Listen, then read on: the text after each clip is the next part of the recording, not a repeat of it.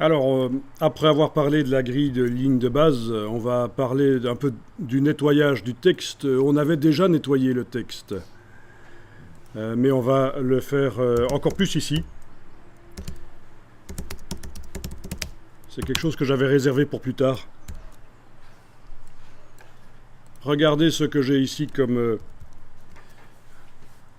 chose qui ne va pas. Une ligne qui commence par le signe 2 points. Ça n'est pas acceptable. Donc,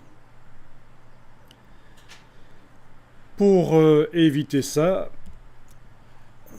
il faut que, avant le signe 2 points, l'espace, et il y en a un ici d'espace, si je zoome, je vois le petit point bleu qui dit qu'il y a un espace qui est là, il faut qu'il soit un espace spécial qui ne peut pas être coupé, qui fait en sorte que les 2 points sont toujours attachés au mot qui précède. Alors vous pourriez vous dire, mais on peut aussi ne pas mettre d'espace. Sauf qu'en typographie, il faut un espace avant le signe de point.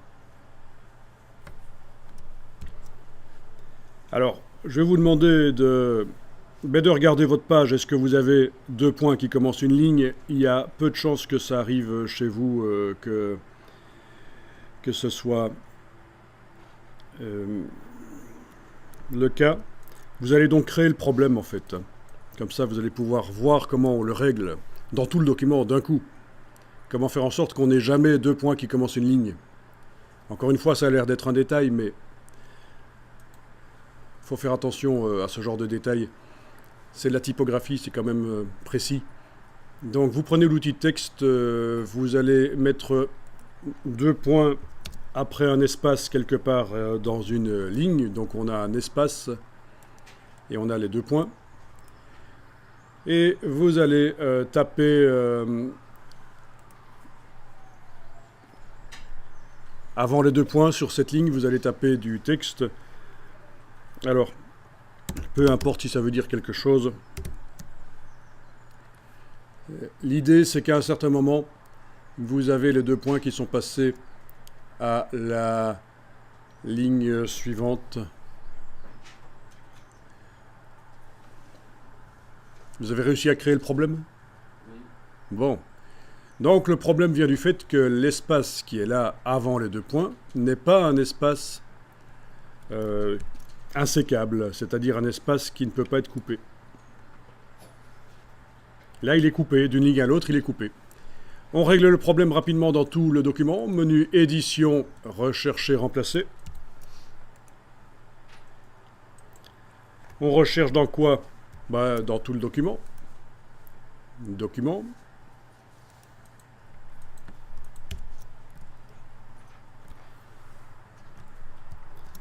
Qu'est-ce qu'on recherche? Vous allez taper ce que vous recherchez ici. Vous recherchez un espace, donc vous tapez un espace, et 2 points.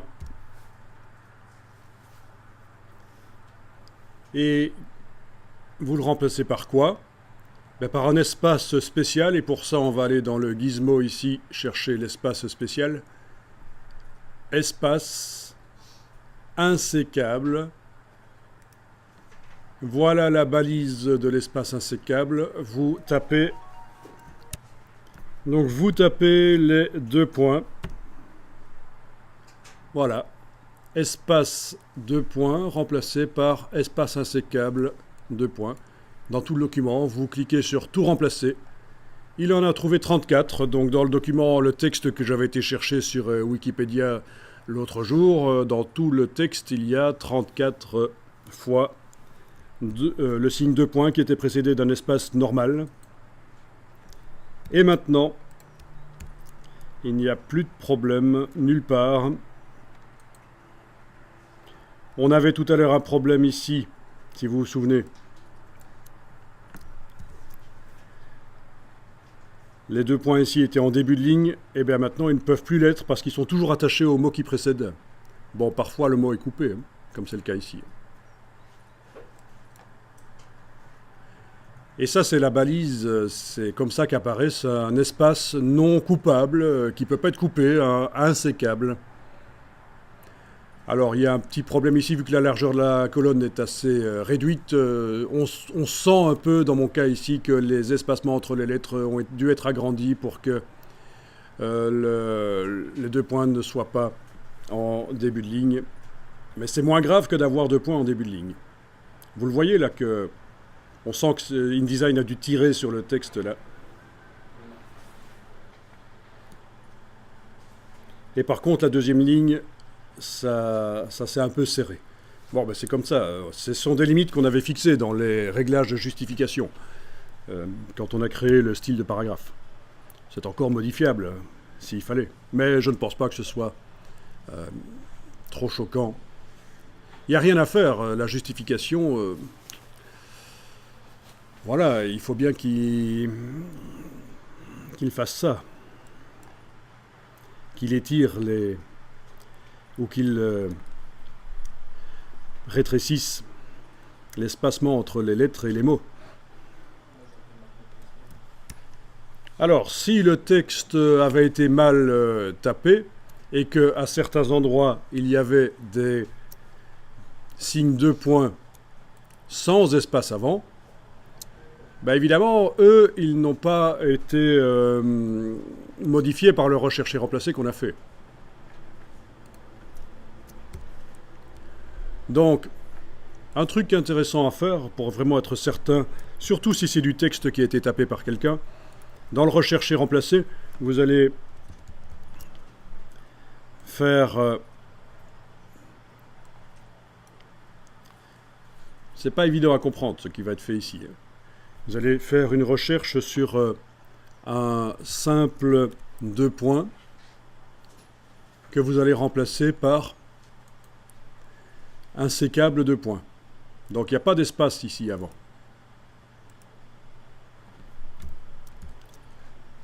Tout remplacer. Voilà. Terminé. Donc, il m'a remplacé mes 2 points qui n'avaient pas d'espace avant par un espace insécable avec 2 points. Ça ne vous inspire pas une petite réflexion? Du coup, on se retrouve là où il n'y avait pas de problème, avec un problème. Il y a 2 espaces insécables qui se suivent et 2 points. Ben oui, c'est logique. Hein. Le fait d'avoir réglé le problème ici, en a créé un autre ailleurs. Il m'a remplacé mes 2 points par espace insécable 2 points, même là où il y avait déjà un espace insécable avant les 2 points. Donc je me retrouve avec un double espace insécable. Il va falloir donc que j'aille corriger ce problème maintenant. Édition, rechercher, remplacer. Ça vous montre un peu la logique pour corriger les problèmes dans un document InDesign au niveau typographique. Là, il faut que j'aille indiquer que je recherche maintenant, avant les 2 points, là, un espace insécable, suivi directement d'un espace insécable, voilà, avec 2 points, et je le remplace par un espace insécable 2 points. Tout remplacé, ok, et voilà, il n'y a plus de problème nulle part. Ça va la logique dans l'histoire? Le fait de régler un problème quelque part peut en créer ailleurs, et ça peut être ennuyeux. Donc il faut être attentif à ça. Ce qui arrive souvent quand on tape du texte soi-même ou que quelqu'un l'a tapé pour vous, c'est qu'on a des doubles espaces. Et dans ce document Wikipédia, il y a peu de chances que ça soit le cas, quoique parfois, quand on va chercher le texte Wikipédia avec certains navigateurs web, notamment Firefox, on se retrouve avec plein de petits points au début des paragraphes parce que dans Wikipédia, il y a un retrait de la première ligne. C'est des choses qui se font. Un retrait de la première ligne. Je vais aller jeter un coup d'œil dans Firefox pour voir sur cet article Wikipédia s'il y a un retrait de la première ligne.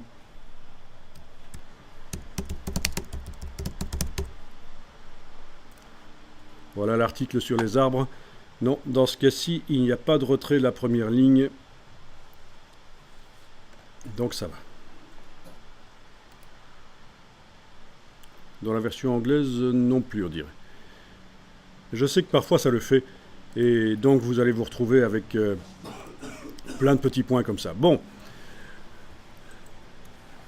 on va remplacer les doubles espaces qui existeraient éventuellement dans le document, on va les remplacer par un simple espace. Mais j'y pense, on n'a pas encore enregistré le document, ce serait intéressant de le faire. Comme ça, si je foire quelque chose, je n'aurai qu'à réouvrir la version d'avant. Donc j'enregistre le document dans le dossier d'hier, c'est bien. On continue le dossier d'hier.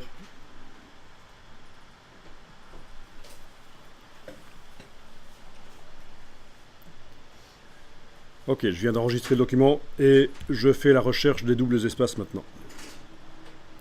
Édition, rechercher, remplacer. Dans quoi? Il faut toujours vérifier dans quoi. Dans le document, c'est bon parce que parfois, quand vous avez quelque chose qui est sélectionné et que vous faites édition, rechercher, remplacer, il vous propose de faire... ah ben non, pas ici, mais parfois il va vous proposer de faire la recherche dans ce qui est sélectionné, sélection. Et donc ici c'est parfait, il fait la recherche dans le document. Et on recherche deux espaces, vous allez taper espace, espace, dans le champ recherché, et dans le champ remplacé, vous tapez un seul espace. Voilà, espace, espace, remplacé par un espace. Je clique sur le bouton tout remplacer. Il en a trouvé 4. Voilà, je clique encore, il en a trouvé 1. Je clique encore, il en a 0, c'est bon.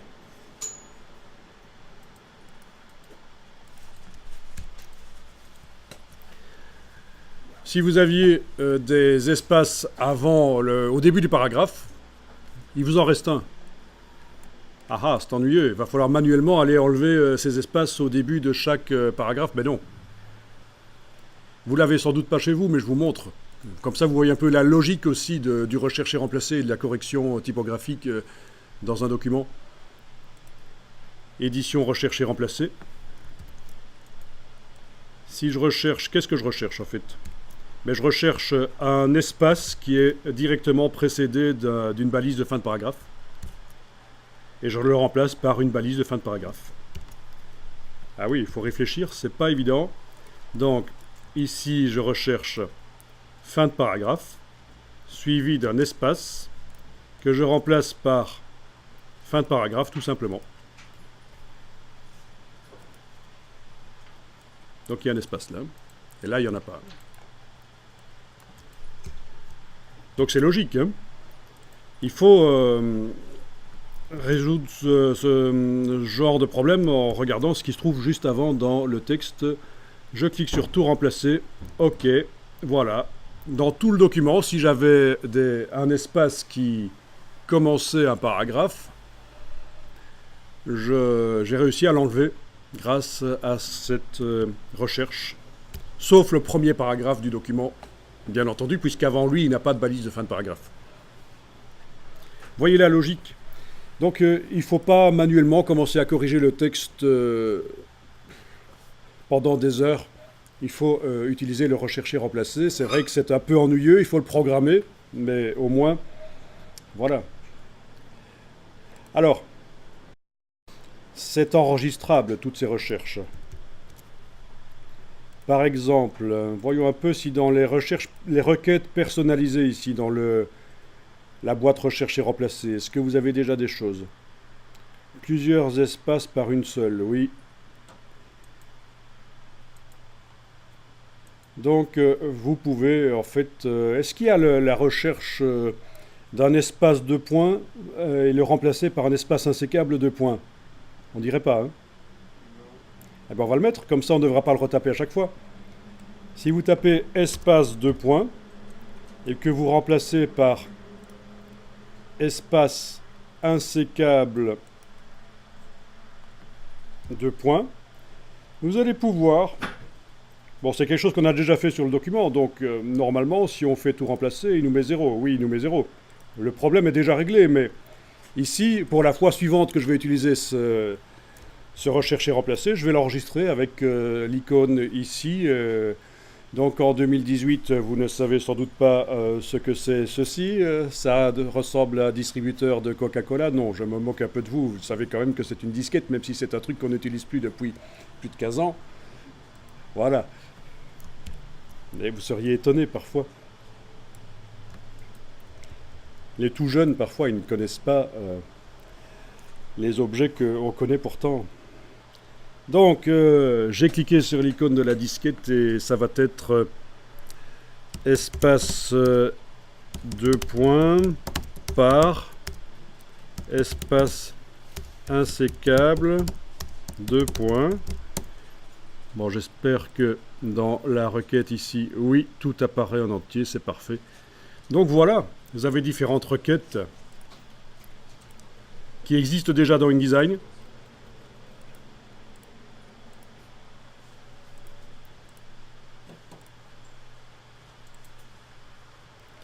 Voilà, et il y a certaines requêtes qui sont des requêtes qu'on appelle du grep. Voilà, par exemple ça. Ça, c'est vraiment pour les utilisateurs avancés de InDesign. On aura l'occasion d'y toucher un tout petit peu. C'est du remplacement avec des inconnus dedans. C'est-à-dire que on remplace du texte, mais on ne connaît pas. On ne connaît pas nécessairement quel est le texte. Par exemple, ici, on sait que ce sont des numéros, mais on ne sait pas quels sont les numéros. Donc c'est un peu plus complexe que du bête rechercher remplacer. Le grep, c'est très bien, ça existe dans plein de logiciels, notamment dans Dreamweaver pour faire du web. Quand vous devez traiter du code, faire du rechercher remplacer sur du code, on peut utiliser du grep. Ça fait gagner beaucoup de temps.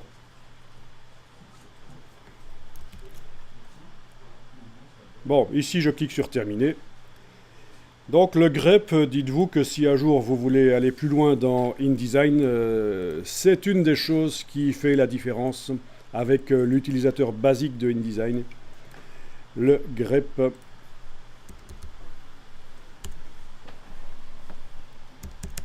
C'est un mode de rechercher remplacer qui est plus avancé donc. Donc voilà ce que ça veut dire.